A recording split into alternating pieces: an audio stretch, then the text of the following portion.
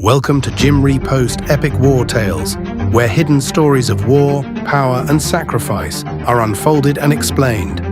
Today's story takes us back to the early years of Nigeria's independence, to a moment that quietly reshaped the nation's future. In 1966, Nigeria was still a young country, full of hope, but weighed down by fear and uncertainty. What happened that year did more than change leadership. It changed relationships, trust, and the idea of unity itself. This is the story of the 1966 coup, and how one turning point pushed Nigeria toward a path it could not escape. Nigeria gained independence from British colonial rule in 1960. Across the country, there was excitement, celebration, and optimism for the future. Many believed a new chapter had begun, one of self-rule, dignity, and progress. But beneath the celebrations, deep challenges remained unresolved. Nigeria was a nation made up of many regions, cultures, and identities. Each region carried its own history, priorities, and fears. Political power was divided along regional lines, and loyalty to region often came before loyalty to the nation. Nigeria was independent, but true unity was still fragile. As the years passed, frustration slowly began to grow. Elections were disputed, accusations of corruption became common. Many citizens felt excluded from decision-making. Within the military, younger officers watched closely. Some believed politicians were placing personal and regional interests above national stability. They feared Nigeria was drifting toward disorder. Conversations about change began quietly, in military barracks, offices, and private gatherings.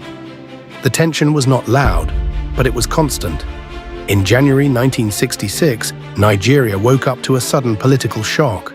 Leadership structures were disrupted, and the normal flow of governance was interrupted.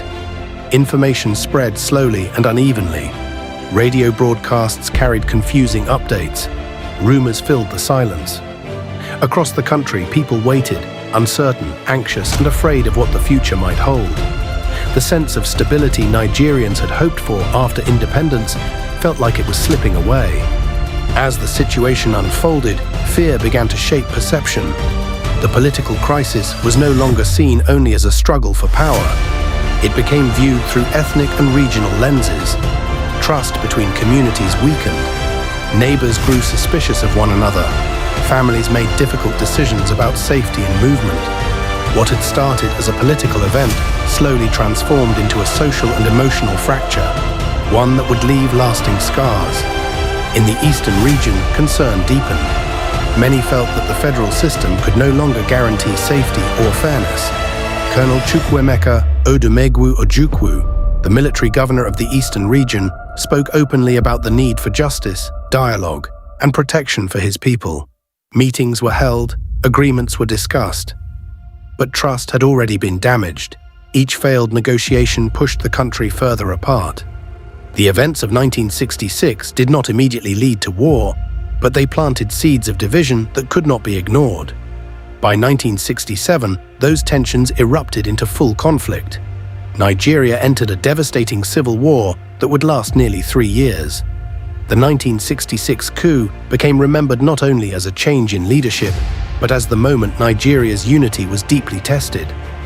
History teaches us that when fear replaces dialogue and division replaces understanding, nations risk losing more than power. They risk losing their people. As uncertainty spread across the country, the eastern region grew increasingly alert. Military presence became more visible, and communities gathered to understand what lay ahead. In towns and villages, elders called their people together. Their voices carried concern, but also responsibility.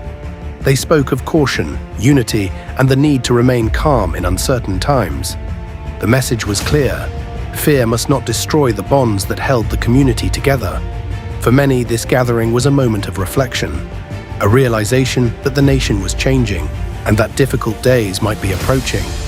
It was no longer just politics. It was about safety, identity, and survival.